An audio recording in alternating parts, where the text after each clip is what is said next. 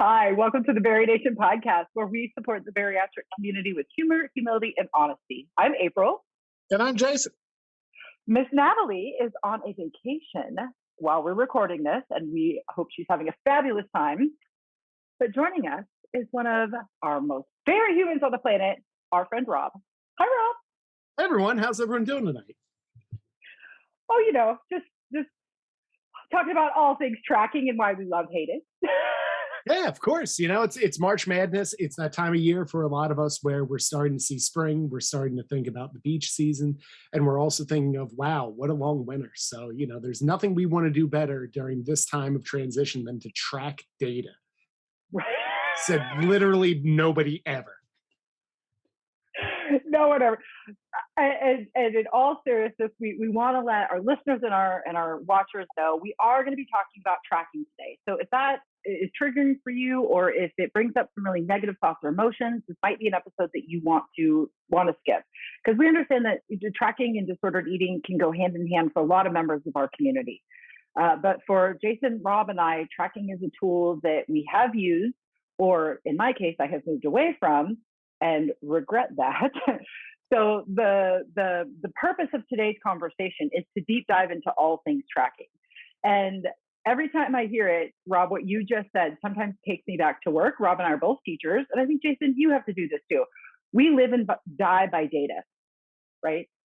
Data, like we have entire weeks, entire days, like the entire school year can be dedicated to data. And when you hear that word, I just want to punch walls. Every time I'm like, oh my God, if I have to hear data one more time. But in our personal lives, it can really be something different. And I'm trying to get to the place where I do not fear and loathe tracking. And we know that you, my friend, are like skilled ninja master in this area of your bariatric life. So we are so excited to talk to you today about really how you have come to this like woo-saw place with your tracking. And what you did to get there. And we also know, because you're public about this, you're not perfect, right? Some days you miss, some weeks you miss, like things happen. So, we really want to pick your brain about like how you kind of get back to on the tracking wagon when you have kind of stepped away from it, right? When you've fallen off of it. So, okay, but before we deep dive into our conversation today, will you just take a moment, Rob, and introduce yourself to like our friends, listeners, and watchers that don't know you yet? Everyone, I'm Rob. I'm your friendly VSG man at Instagram with my weighted history. I'm just a dude. I'm not a doctor. I don't even play one on TV. I'm literally just a guy who had weight loss surgery and is trying to figure this out every day. I've been so grateful. When I first started my Instagram account, there was almost no men in the community. So even finding them was a big deal for me. There was almost no online supports. So one of the first ones I found was back when this was East to West, and I was just amazed that we found people. And for those of you who remember those good old days, I used to do this on the treadmill. And when the virtual support groups would come, you would see me on the treadmill clipping, and then you could tell when a point really resonated home with me because I'd fall off the treadmill. But it was always a pure joy. People would come in and listen, partially because we had such great speakers and so many good content people. But the other question was, will Rob survive another virtual meetup? So that's a little bit how I started. I had surgery back in June of 2020. So I'm coming up on 2 years. And one of the main things that's always stuck with me was when Dr. Laura Grubeau said on one of the podcasts is that for the first 7 years of weight loss surgery, you have more than a double-digit chance of regaining the weight. So I've really committed not just myself, but for as many men and women in the community to have some sort of goal, some sort of drive for their first 7 years and for living a healthy lifestyle beyond. So I don't know if I answered that question, but I sure did talk a lot. So you answered it beautifully, my friend. Yes. Yeah. And I remember that was actually Wendy Rawlings. So Wendy Rawlings is my bariatric therapist. Wide right on my part. Good. Right? No. Dude, when she told me that in the session, I thought I was going, like, I've never walked out of a therapy session. I was like Jason on his surgery day. I was like, I am so out of here. Forget you. You don't know what you're talking. Like, I was so angry. Because I was like, are you kidding me? 7 years. We have to wait, that we have to be successful from 7 years post-op. And I was like, oh my God, I just can't do this. And I think one of the very next things that she said to me is, well, you kind of don't have a choice now. And I was like, oh my God, I'm going to stab your eyes out. Yeah, and I think it's one of those. Just to give a background, I was a Philly public teacher for 10 years, so 7 years I can do standing on my head. You know, it's one of those things though that I look at each day through this process of how am I going to get to that goal? How am I going to make sure I'm moving in the right direction? And for me, it's how am I going to figure out where I'm going and what I'm doing, and how am I making sure I'm being successful on a daily basis? And one of the things that really helped me with that was through tracking. So for me, when I started, I was about 365 pounds when I started the whole process. And the first thing I did is I told myself I wasn't going to do this again. This was going to be different than every other time. And I think a problem that everyone who has weight loss surgery is we're expert dieters. We've tried every diet under the sun. Yeah, Atkins, Weight Watchers, Jenny Craig, you name it. I've probably done some version of it, some soup diets and everything else possible. And the only thing that does is it breaks the wallet, and it breaks parts of myself every time I do it. So the only thing I wanted it to do, though, was kind of break the scale. And I said, you know what? From now on, I'm not doing this. Every time I did it, it would be like, I'm going to eat boiled chicken breast, half a cup of broccoli, and some diet air on the side to wash it all down. And this time I told myself, you know what? It's too much, too little, and it would cause a binge when I restricted to that level. So I said, how much am I going to eat right now to figure everything else? And when I did the math, I was eating about 3,500 calories a day and then 6,500 calories on the weekend, which meant I would hit about 33,500 calories. So to go from, 33,500 calories to just 14,000, that's a huge step. No one can do that. So for me, it was slowly using tracking to figure out everything from how am I going to live, how am I going to give, and how am I going to exercise, all through dehumanizing the experience of eating and really like looking at food as a number. You said two really interesting things. The first one was about how, like, every time you did a diet, it kind of took a piece of you. Oh yeah, Oh my God, beyond resonating. I have And every diet merit badge under the sun. If I had a sash, I could fill that thing of every single type of juice cleanse, protein bar, Atkins cleanse, you name it. I've tried it and failed on it. So I wanted this weight loss surgery to be different. So I committed myself to doing things totally different than any other time I'd done it before. well, and that is almost, I mean, it is what is required. I mean, Jason, we've been talking about this extensively really this month and just kind of in the past, right? Like, I'm 2.5 years. Jason's getting close to 2 years, I right? just passed two, yeah. Oh yeah, you just passed 2. Yeah, right. So all of a sudden it gets really hard, and that old desire to kind of not do it anymore is strong. And we know what that feels like because we've done it so many times. But it's, I think for Jason and I both, I mean, Jason, you committed to not, like, this was it. There was no going back from this. You committed to this. This was, there was no other option for you, right? Right, yeah. Well, and especially at the time, like with my age and my weight, my doctor told me, he's like, well, the only option for you is the sleeve. We'll get the sleeve on you. We'll get some of the weight off, and if you decide later, if you don't lose enough, we'll do a revision, and you can go to bypass at that point. I told him straight. I was like, you get one crack at me, doc. Like, we're not going to do this. I'm not going to keep on the perpetual wheel of let's just do other things and other things to keep losing the weight, because I need to commit to, much like Rob said, I need to commit to this, because this is a drastic step in itself. Like, this is where the train ends. Like, so coming at this a completely different way, much like where Rob said it, is kind of how I looked at it, because this isn't a diet. This is not I'm not selling myself to think that I'm going to change my lifestyle and just jump into the gym 7 days a week, because I never did that before. I never ate healthy before. So just assuming that I'm going to pop out of surgery on the other side and go, well, clean eating and gym 7 days a week for me. Like, woo, that's just how the life's going to be now. And to do that would be to set myself up for failure, because I've never done that before. So I have to build these healthy habits from the get-go. And doing that requires some tracking. Like, it's not going to have to be a forever thing. I'm not going to be a slave to pencil and paper for the rest of my life, or an app or whatever it may be. it if I don't want to be. If it's something that helps me in collecting the data and crunching the numbers, keeps me focused and keeps me dialed in, which I know it does for a large faction of our community, then fantastic. At least you have a way to collect the data in a way that's healthy for you and gets you moving down the right direction or keeps you on the right direction. Now, for those of you that aren't, there's healthier ways for yourself to be able to do it and still get that data in a way that's going to help you, because you can't put a plan together without enough necessary data to know where your weak spots are, where your strong spots are, where maybe you're overcompensating in a certain area and you need to back it down. There's so many variables to this that are different from protein, water, vitamins.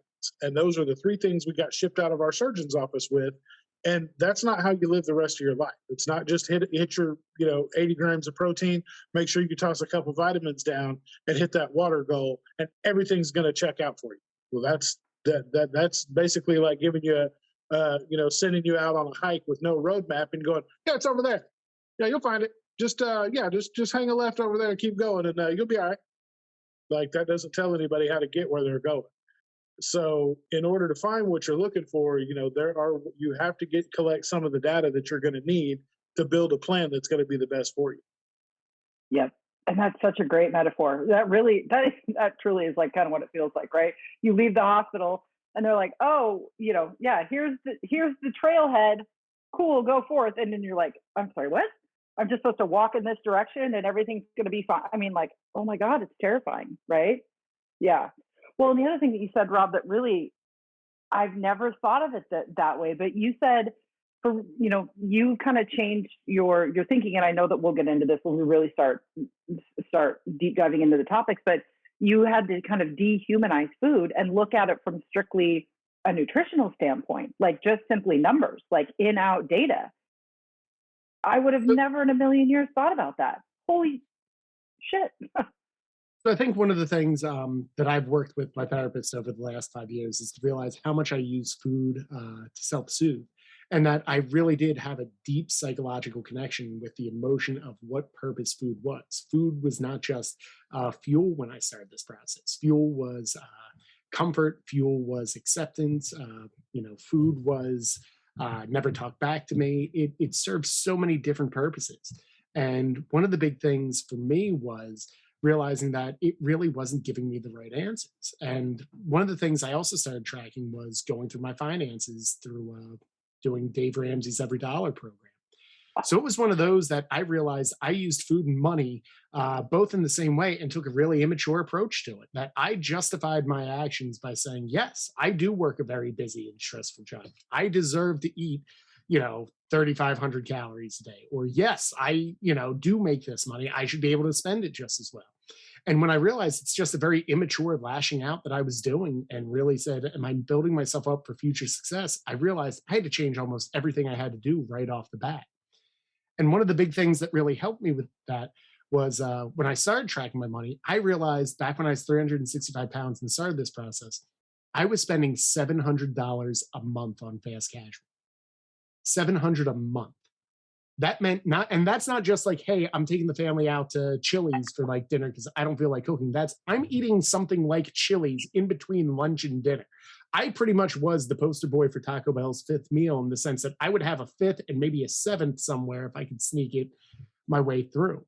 And God bless my wife. When we did our first month's budget, I flat out had to say, like, I'm really ashamed of this, but I'm spending $700 a month in food. And she outright supported me through the whole process and said that there's nothing to feel shame of. You admitted something that was really difficult, and we're going to work through this together. And part of that process was she bought me, because I'm a huge Star Wars nerd, I have a little Boba Fett piggy bank.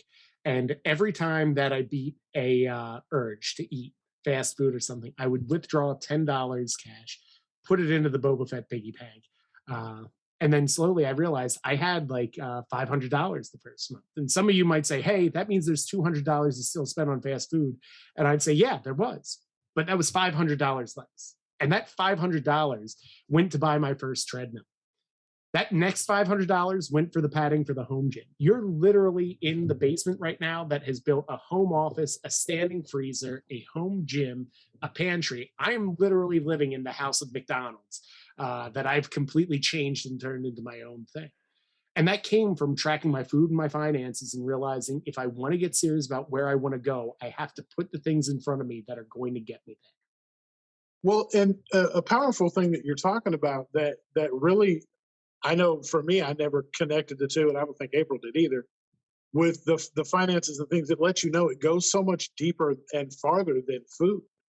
Yeah. It's the relationship that you had with your wife, that she was there enough to know that you did admit a very huge thing. And the fact that it's a financial situation, and the fact that, it's your health, it's your all these things. Now you've taken, with your wife's understanding and the way that you've been able to scale that back, you have the money to be able to buy the treadmill, the flooring, and done that. So you've redone your basement, which is also, something that your family can use as well, that benefits everybody in your household.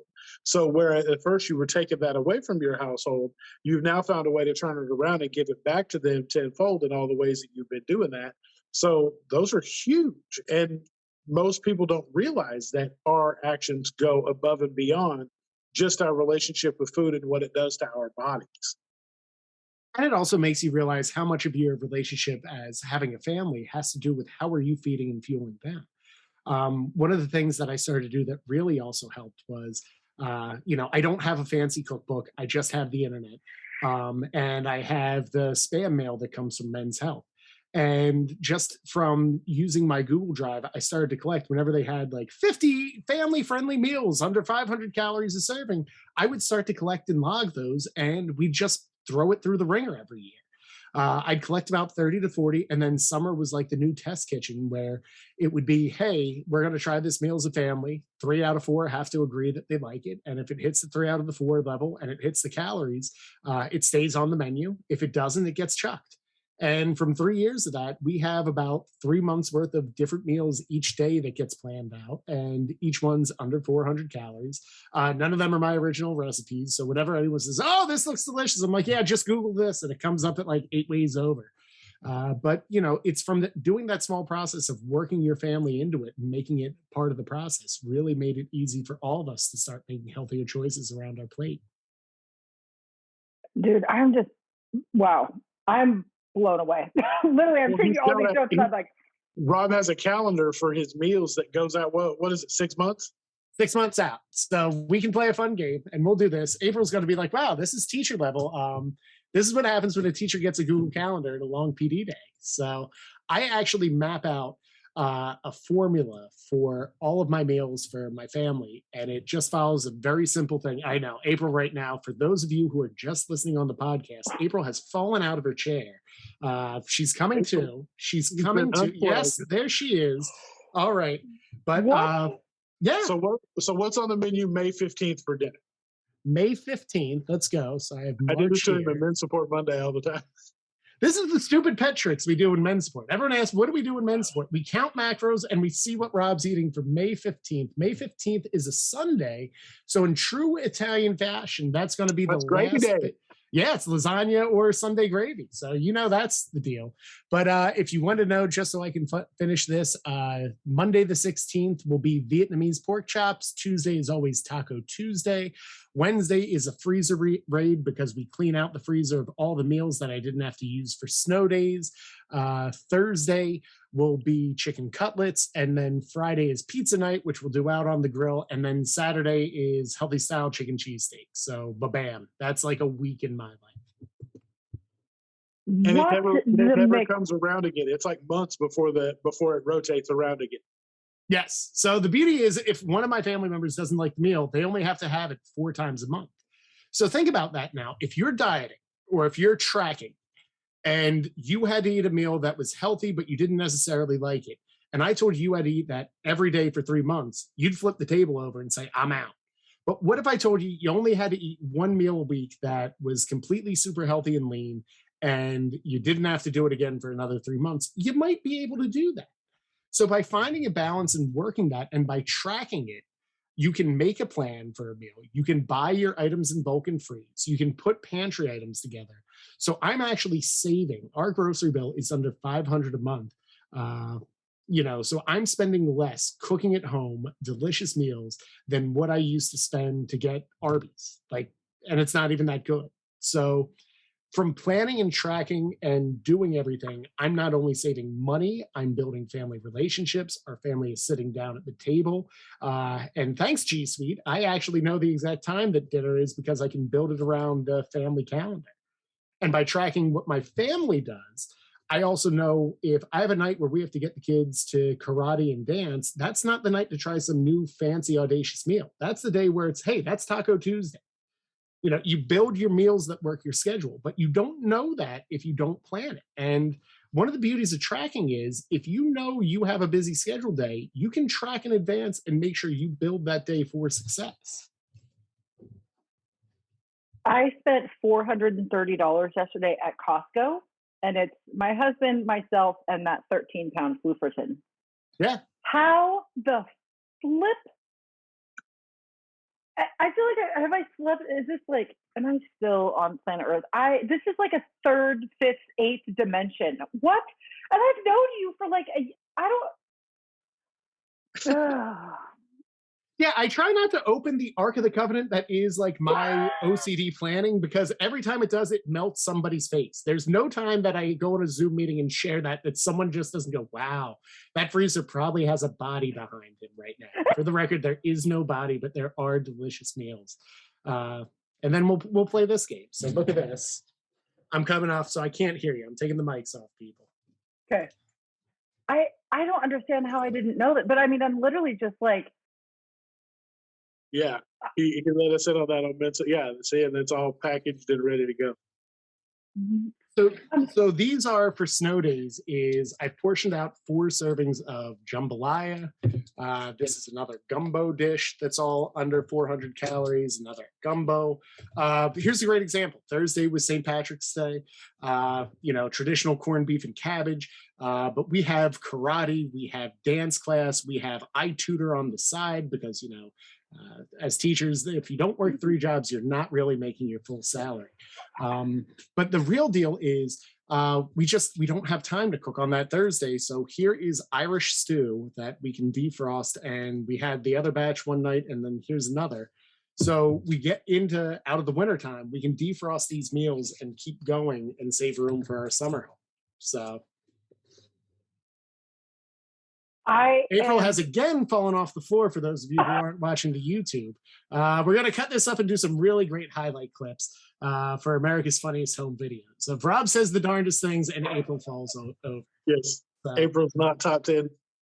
Jason's like, yeah, I've seen this before. It's the one trick pony show, but it works. Oh, yeah. But hold on a second. You guys can talk while I take the headphones off again. I mean, I can't. I mean, I have a difficult time running my own life, and I have no kids. I work from home. I get we're all busy, but that is just like next level. But we talked about it at length when he first let us into it on Miss Support Monday. But it's kind of the front loading the time that it takes you to save you the time in the end. So you have a couple of days where you lose that, the upfront time because you have to plan it all, you have to cook it all, you have to do all that, you have to prep it and cook it and store it. But if you think about it in the long run, for the amount of time that you're going to save and have meals set up for you for like a month or plus to come, everything is super easy to just remember to grab one, toss it out, and you're ready to go when you get home. So think of it as like ounce of prevention, pound of cure. And this is where tracking can kind of break the stereotype that we think of, hey, it's a boiled chicken breast, it's broccoli in a plastic container, and by Thursday it tastes kind of weird. The idea of this for me came from, when do we have time as teachers? At least for us, it's the summertime. So if I can map out and make a plan of everything that I'm going to cook, and then when we get through the grueling bit of September, when we get to those colder fall Saturdays, well, if you're making chili, you got to cook chili the same way for 1 cup as you do 16 cups. So why not make 4 extra servings of it freeze it into perfect portions so that my family knows it's a cup for each person that's an adult, half a cup for everyone that's a child, and that still leaves one extra cup to be a lunch for either me or my wife to take the dinner to take out for that. So if you're cooking all that and building it and you have the freezer space, you're just bulk loading time so that when we get to this point of the year, which I love my job and I love the kids, but I'm getting tired of cooking. So if I have a tiresome day, I can outright just pull it out and boom, there you go. Well, and you already know the macros basically of that meal, Exactly. right? Because you've already figured it out. So you know this is 400 calories. This fits within my day, and it's done. So you're not thinking about that. Well, it's kind of like what we always say, right? Sometimes we have to slow down to go fast, right? Yeah, I just go fast and it slows down time for me. And that's I go the exact opposite. So just shows you can do it either way. But let's go there real quick.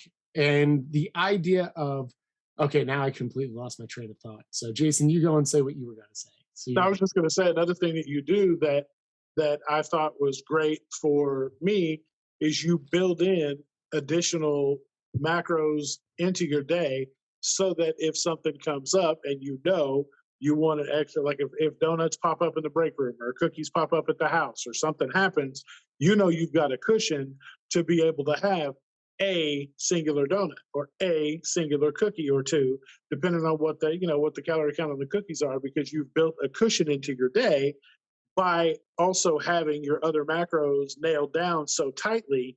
You have that extra bit built in. So those things don't just completely derail your day.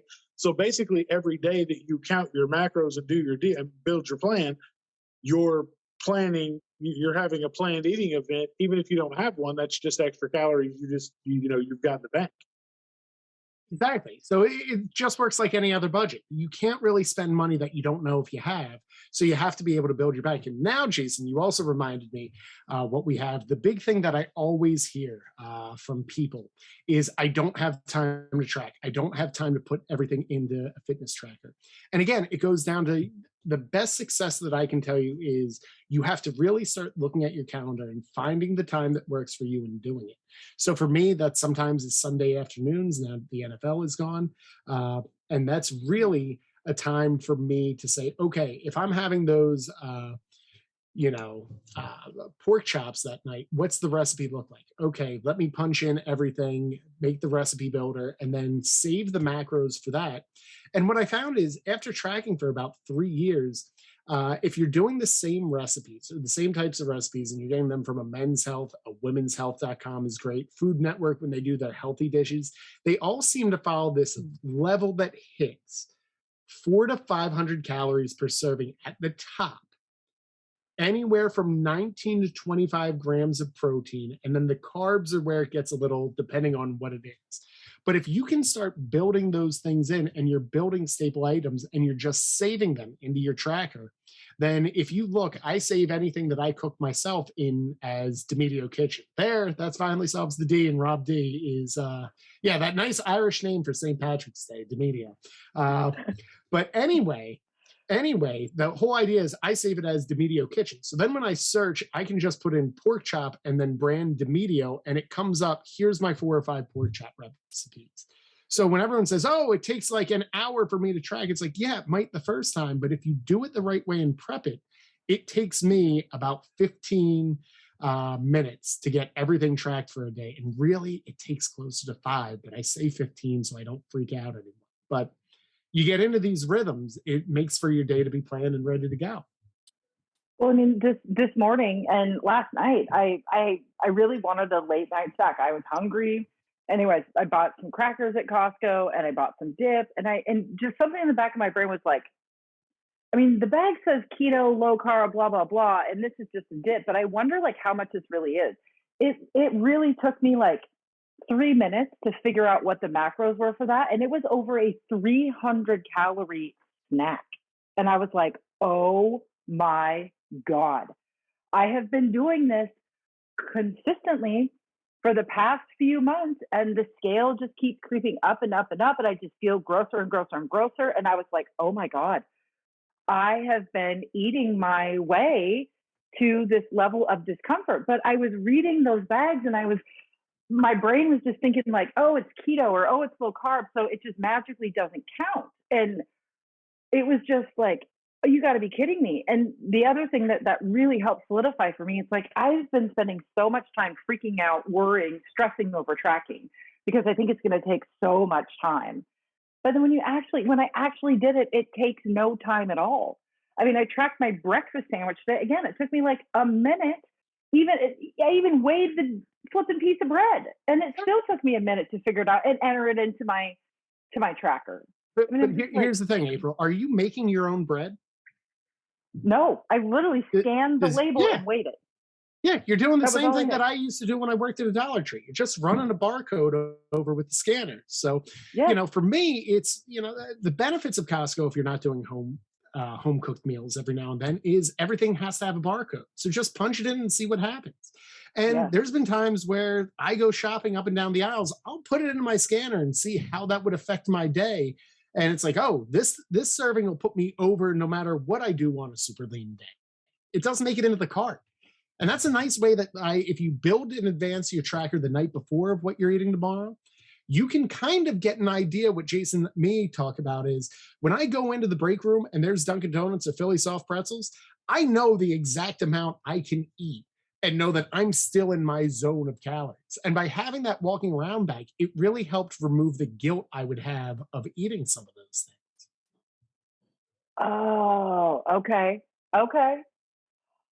Holy bananas. I am like blown away. I had no idea that this was how you did it. I didn't know. I mean, I knew that you were you like tracking and you were pretty fastidious about it, but I didn't know that it went to this level. But seeing the success that you have had really helps me understand that front loading that work is worth it, because it's work on the front end, but it really takes the stress and it lowers the temperature on the back end. Ounce of preparation gives a pound of cure. And one of the things I realized with therapy is I don't know if there's a term for it, but I get very anxious if I don't know what I'm eating next. And that brings up my anxiety. And because I don't know what I'm eating next, whenever I do see food, you'd think that was the last donut on earth, even though I know Dunkin' probably has a billion more that are coming off the conveyor belt. But when it's in front of me, I assume that's the last time they're ever going to make a coffee roll. Well, when you have an idea of what you're doing in advance, it allows you to know that, you can have this, or say, you know what? I have an amazing snack that I'm having in 2 hours. I really enjoy the hummus and the bell pepper that I'm going to have. So I know I'm good. And by packing that bag and having it in advance, it helps on days where I'm either chaperoning after school and I'm putting in an 18-hour day, or I'm just moving about, or I do see things, is I have that choice. And it really does help you get the feel of this is what I'm doing. Oh, Jason, do you feel like that? Because I'll get like that too. If I don't know what I'm eating next, my panic level kind of like rises. It's just that old programming. Yeah, I'm the same way too, because like what I had talked about before, if I don't have a healthy option, I'm going to go try to seek out the unhealthy option, because it never lets me down in a way, except for, every other important way in life. It destroys my, my metabolism. It wrecks my, it wrecks my body on a health level, and, all the things. Mm-hmm. But as far as, the light being on a Krispy Kreme, or Taco Bell drive-through being, always available, like it's one of those things that it's always going to be there. Like, it doesn't let you down. Like, friends, family, whatever else, things may come and go. You may have all your problems, but Taco Bell's always there to make it better. Or death, taxes, and the cheesy gordita crunch, right? Those are the 3 guarantees in life. Yeah, double-decker tacos always there to make you smile. But it's just one of those things that, it's building in the healthier option is always going to be a better play, because at the end of the day, like Rob says with his hummus shovel that he calls his peppers, it used to be chips and now it's peppers. Like, you can make the healthier alternative, because at the end of the day, it is a hummus shovel. That's what you're there for. You're there to scoop the hummus in, and bell peppers do it just as good as chips do. And I think it's important to know that, like, I don't want anyone to think I'm just sitting in my basement eating off of freezer meals the whole time. To give you an idea Prepper. that Like you're Yeah. like you're one of those weird preppers that just like stacks all these Yes. dry meals in the bottom, thinks the end is near. you're listening to Bari Nation with a man in his basement who hasn't left in 4 years after weight loss surgery. But no, in all seriousness, though, like tomorrow, I'm gonna have a panzerotti. Which, for those of you who don't live in the Philadelphia, South Jersey area, it's imagine a pizza. Imagine folding it in half, adding more cheese into it, and then deep frying it. I'm not eating that. Yeah, I know. April just made the face. She's fallen out of her chair again, people. That's 4 for those of you scoring at home. When can you pick me up at the airport tomorrow? I told you, March is a terrible month. We hit this 1 week where it's actually like 60 degrees. Everyone loses their dang mind, tries to start their barbecues, and runs their air conditioners. And then tomorrow it's going to be 40 degrees and raining. So it's like if I told Jason, hey, get on a plane, it's going to be beautiful weather and bring your jorts, you're going to get here and you're going to freeze your knees off. So I mean, I've got a sweater, Rob. I went to Ohio with a sweater. So for deep fried pizza, I'll rock a sweater. Yeah, and in true cheap fashion on my part, it's the only reason we're having it tomorrow is on Mondays, the place near us has it for $2.34 a serve. So I'll feed my whole family for less than $15. So it's like, hey, I'm getting to eat what I want. I'm doing it under budget. And are my calories whack tomorrow? At dinner they are, but that also means that like I kind of eat super leaner throughout the day and I build my protein ahead of time so that I'm staying full on the leanest way possible so that when I get to that panzerotti, there is no guilt other than the fact that when I take the second half of my dollars. It's okay though. I make eye contact when I eat it in front of her and say, yeah, I had weight loss surgery and I'm eating your serving too. You will never see the plate on my Instagram account. It's like, I only ate 3 bites. It's like, no, that plate's white. That plate is clean. You can see the lick marks going across it. Like he got all of the serving. I was gonna say that's how you know, right? When you can see the streaks from the tongue, right? Yeah, that's why I never show the before and after of like what I ate. It's like, oh look, the bottom of the plate again.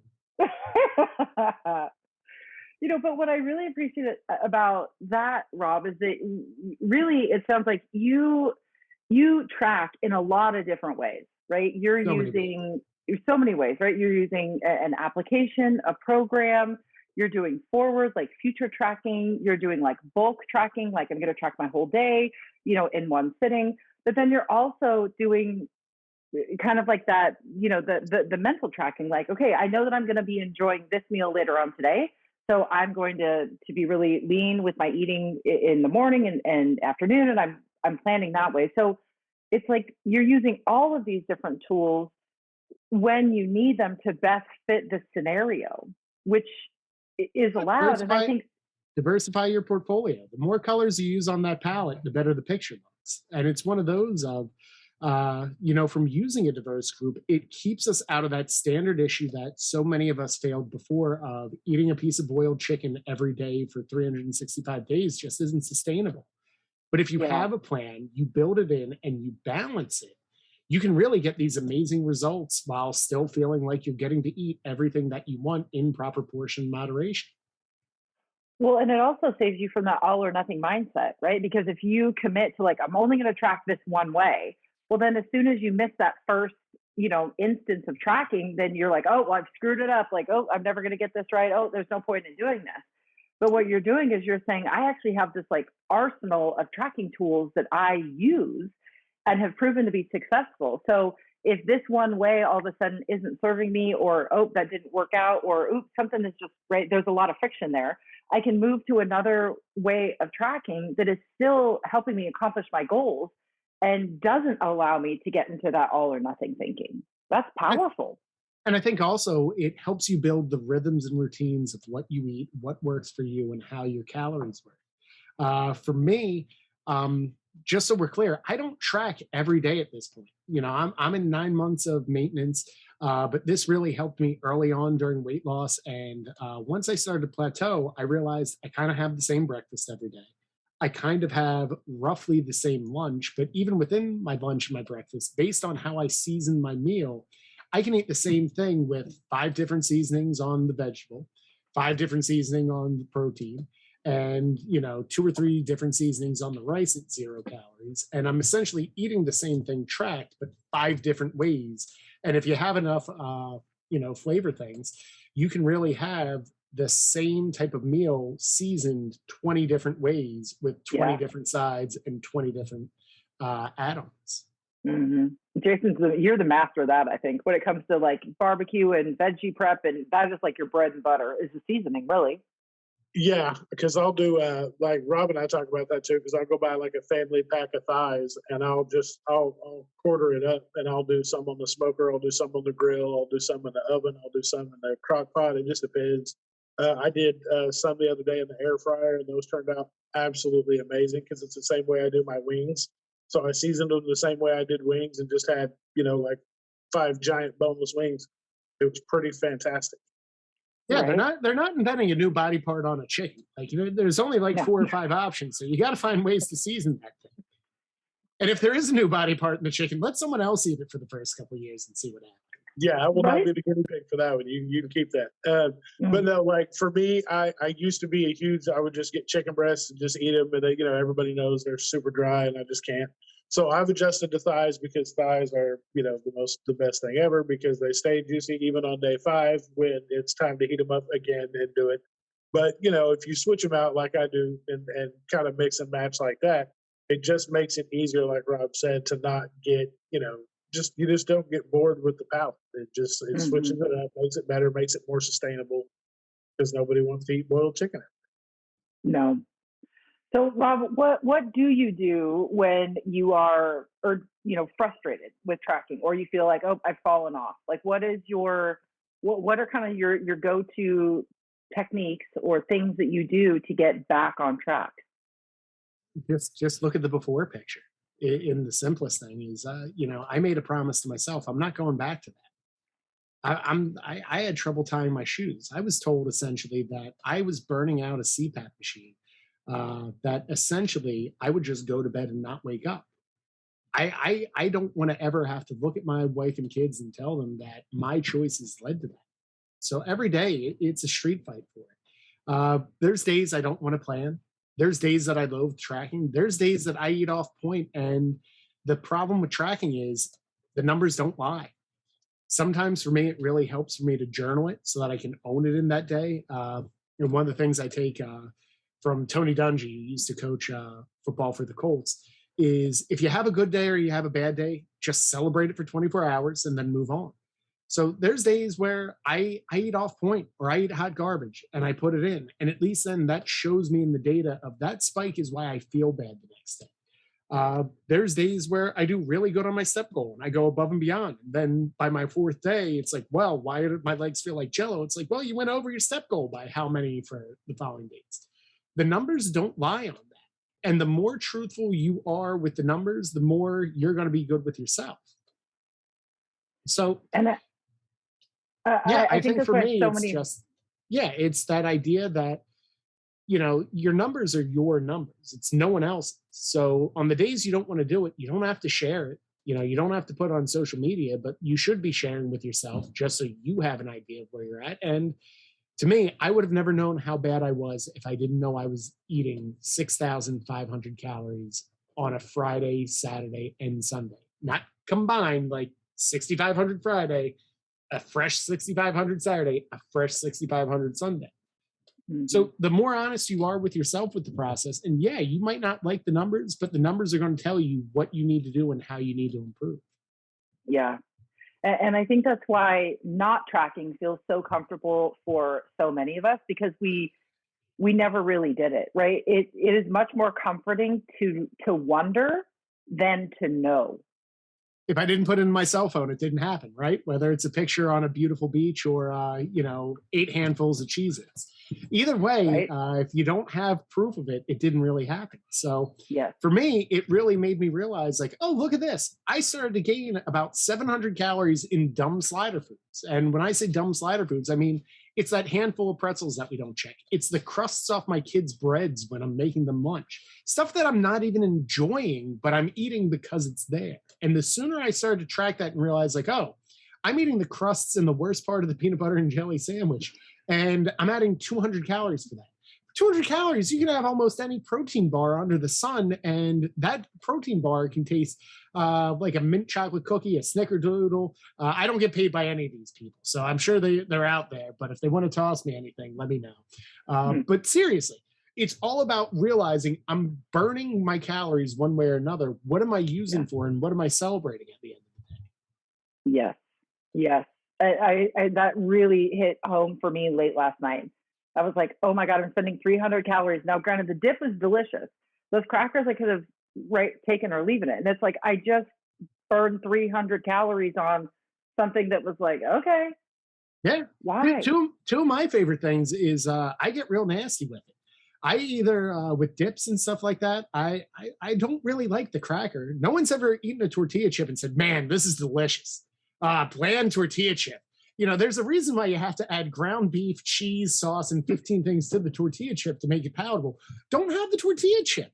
Just have nachos. And the beauty is, after weight loss surgery, you can kind of do it judgment free and tell you, this is my surgery process. I can't have the chip. I just eat the top part of the nacho. You know, and you get looks, but you get to enjoy it just as much. Or, you know, me and Jason always joke, when you're eating hummus, you know, you really don't like the cracker, just take a bell pepper and use it as a hummus shovel. And you can scoop as much as you want on that. And, you know, at about a tablespoon at 45 calories, the bell pepper is totally fine. Oh my gosh. I'm just like, I'm blown away. You threw so much at us that I just am having a real hard time wrapping my brain around it. Most people say that about me, yes. Boy, does he ever stop. Well, it's a lot of information, but it's extremely poignant and valid information that we need, because I know for myself, you and I have talked about that, Rob. I never did like to track and still don't like to track because I don't want to know. I know, because I know that the little things that that I'm not doing right on a daily basis are catching up, and they're going to be more often than not. And when I really start putting the percentages to it, that, where we all talk about it being a balance and it's going to be this, the data is going to show that the balance is going the wrong way. And I'm going to be slipping a little more than I would normally be doing. And if I was really following my, the goal strictly like I'm supposed to be, there would be a lot different, feeling, a lot different number. My clothes would fit a lot different. And those are just things that that I'm not ready to, or wasn't ready to, to face. And these are the things that you really have to have that honest, hard conversation with yourself, much like we did before we had the surgery, and say, we know that there's something wrong. How are we going to fix it? What do we do from here? How do we build? It's about needing to get up the steps, but there are no steps. We got to build the steps. So you take the data, you get the tools, you build the steps, and you get up where you need to be. And that's legitimately what I'm doing. Like, I've got the tools. Now I just need to build the damn steps. And that's going to come with the data I get from tracking. That's where it's going to come from. That also helped me realize, just in simple ways, when you look at the numbers, it can be as simple as, why am I so hungry at 3 o'clock in the afternoon? Well, it's like, well, if I look at it, I'm low on my carb intake by then because I'm protein heavy.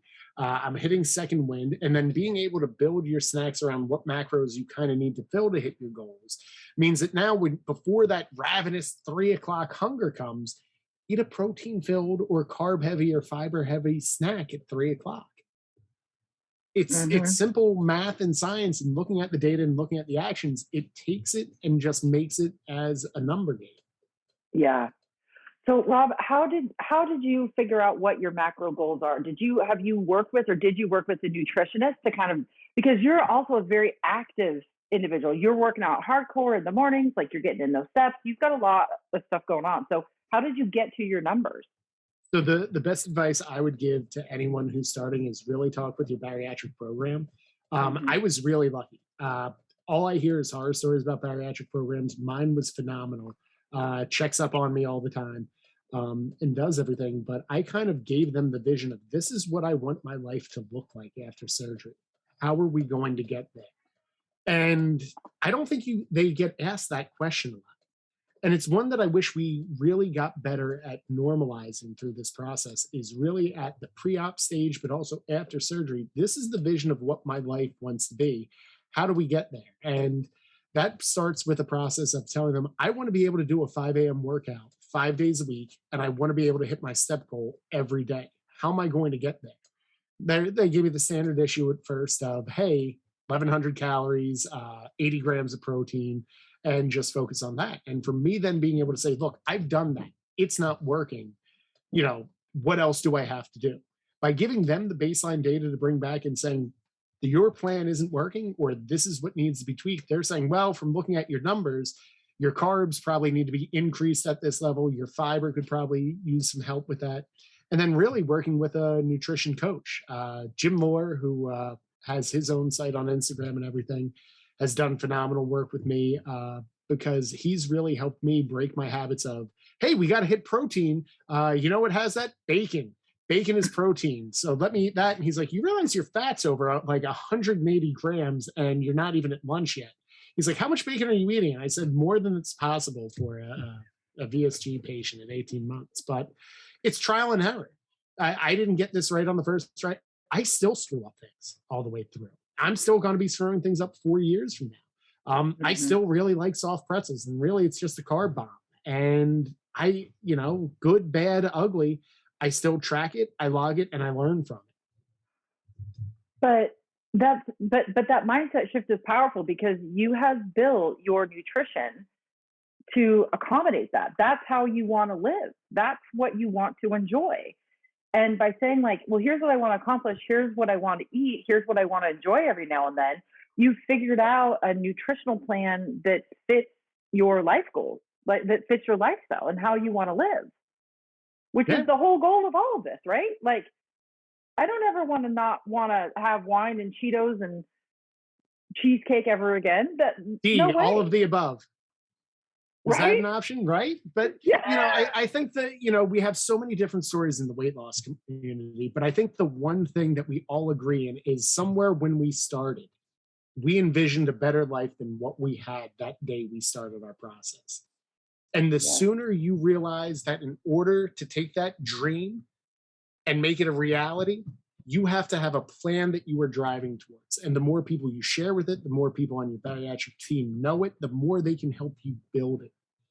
So just keep building and working. Wow. Well, and the beauty of of this type of tracking over something that, like, we hear people say they were, thrown into Weight Watchers at 9 years old, and they were militantly tracked and those types of, you had to turn in a tracker to somebody that they could grade and say that you did good here or bad here. The beauty of this type of tracking is you're accountable to yourself. If you want to share it with others, you have the ability, but you are not required to do that. So this is legitimate data for your eyes only if you want it to be that way.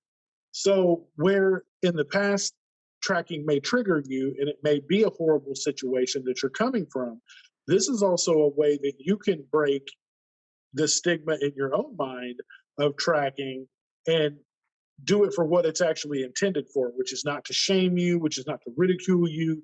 It's legitimately to get the data needed to build a better pathway for you moving forward so that this is a more successful journey.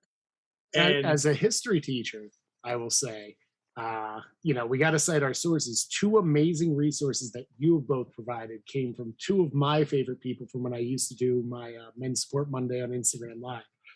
Sam's episode and Dietitian Dad both show a way of how to almost, I say, non-track, where it's more of building a bariatric plate method. And I really think it's important that, when we think tracking, some of you have heard everything I said and said, shut the Ark of the Covenant. My face is melted. I'm done, like tapping out on to the next episode.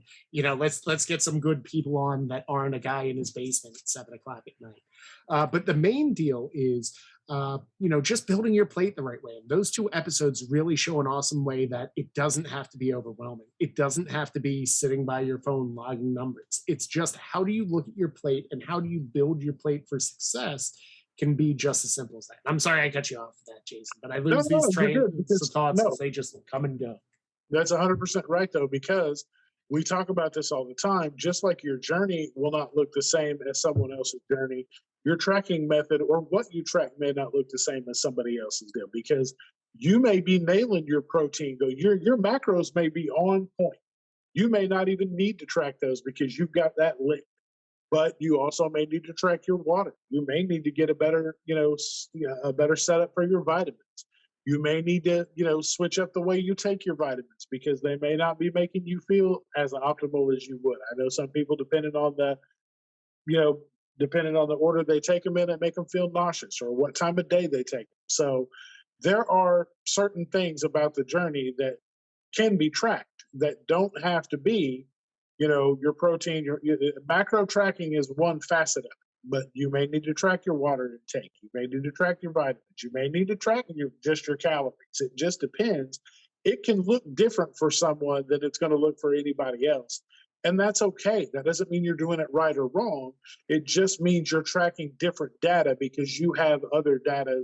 You already have the data you need for the other. And here's the one that nobody tracks enough and doesn't think enough about, but really comes back to where I started my whole process on a CPAP machine. Tracking your sleep is probably the one thing we never talk about or address, but when you're losing sleep or not getting good quality sleep, it causes your body to go into this. And again, I'm not a doctor. I don't play one on TV. I'm a dude in my basement.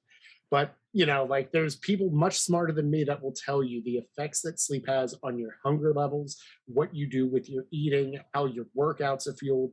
And it's something that, in order for me to do those 5 a.m. Workouts, I have to be in bed by 9. So you can just track sleep, people. Yes. Oh my God. Rob, is there one thing that you think every bariatric patient should maybe consider or think about when it comes to tracking? So I have a little quote or foibelism for you in Demedioese. A goal is a dream with a finish line. But if you don't know where that line is, you can't move towards it. So throughout this process, hopefully if you're still listening to this, good job by you. But also just get clear with your goal and find the best way to do it. But the best way for me was to figure out, how am I doing and putting in the things to make me successful and get me towards that goal.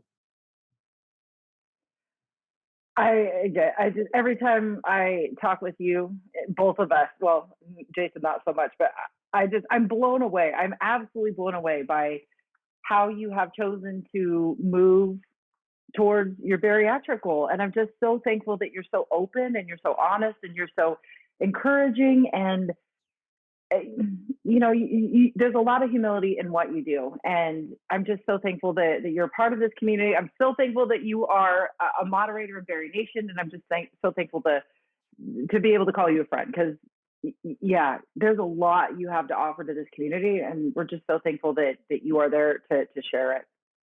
And thank you too, because Bari Nation was there when I was still at 300 pounds a month post-op and falling on a treadmill. So, dude, those are the good old days. That really was. Remember that, Jason? It's like, oh, is Rob gonna biff it? Is he gonna biff it?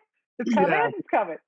Back in the olden days when we used to track by candlelight and you had to go uphill both ways to hit your protein goals in the snow with no shoes. Yes, no, those were the beautiful days. Rob and I have come very close in the time that we've known each other out here, and he's been there for me on more occasions than I can count, and I appreciate that. Stop. The man showed me how to make sure a slip didn't become a slide. So now that we have all the feels, I guess we're at the end of our time. So, Rob, where can people follow you on Instagram? The internet. My weight history. That's pretty much it.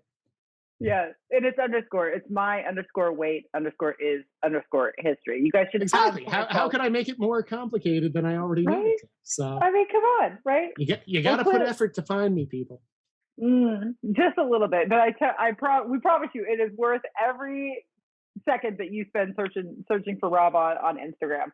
And if you'd like to spend more time with him, you can become a member of the Bari Nation community. He hosts men's support meetup. He is going to be doing all kinds of things in Bari Nation. He either does or does not know this yet, but it's coming. Rob is an amazing human, and you should absolutely give him a follow. And if you message him, like, he responds because he's a real human, but not during working hours because he's, working with kids. So, you got that to remember. So after 9 Eastern, I'm asleep. But don't worry, you'll get it right at 5 a.m. when I'm up and ready to go for you. So I'm officially that meme that goes around the internet. So, dude, I've had Rob text me before at his 5 a.m. and it's 2 a.m. my time, and I'm like, I am going to murder you. But then he's like, "What are you doing up?" And I'm like, "Touche, friend, touche." Nothing better than getting those Buddy the Elf, "Hi, what's your favorite color?" questions right at like 2 a.m. your time. So right. And then Jason's like, "Well, it's 5 a.m. my time. It's just as awkward. Morning, noon, and night. He's that awkward on the internet." Rob and I share 5 a.m.s, but I will never see him at our 5 a.m. because I only have one 5 a.m. on my clock, and that's the PM side. Oh my God. Rob, thank you again for joining us. We appreciate you and your time and all of your insights. Jason, my friend, you want to? Yeah, heck yeah. Well, there's like 8 things that I wrote down on my notes that I would like to have you back to talk on. So prepare yourself, my friend. Just prepare. All the invites are coming. All the calendar This invites. is the first of the 10 lost episodes that'll never get released on Validation. Somehow we have 37 hours of content from Rob. We found 7 minutes that are usable. Most of them are awkward pauses, but he takes his headphones off to show us something. Dude. Great content, people. Good job. See you out there. Jason, my friend, you want to take us out? Yes, man. Rob, thanks again, buddy. We appreciate your time, your effort, your honesty, your wisdom, your knowledge. All of it is just profound, and we appreciate it very much. We thank you all for the likes, the shares, the subscribes, the support. All the things that you do to support us helps us turn around and support you guys. So it's very cyclical, and we love it. And please continue to like, share, subscribe to our YouTube channel, all the podcast players. You can leave us ratings, reviews. You can also leave us voice messages on Anchor, which we can incorporate into future episodes. And we love to shout you guys out that way and add you in so that you can become a part of what we do. That's always amazing. And if you're working out at 5 a.m. this month, make sure to tag me at The Smithsonian. I love to hear from you. Make sure you tag multiple posts, everything at The Smithsonian, a 5 a.m. workout crew. Let's make it a thing, people. Yes, because Rob, for some reason, has yet to remember that I turned the sound off on my phone. So you can tag me in anything you want, and I will see it when I get up promptly at 8:20 every morning on the Eastern Coast, because I don't, like I said, I only have 1 5 on my phone. So, but just remember, at the end of the day, you've got this, we've got you, and we'll see you next time. Oh, God. Thanks, Rob. Bye, guys. Bye.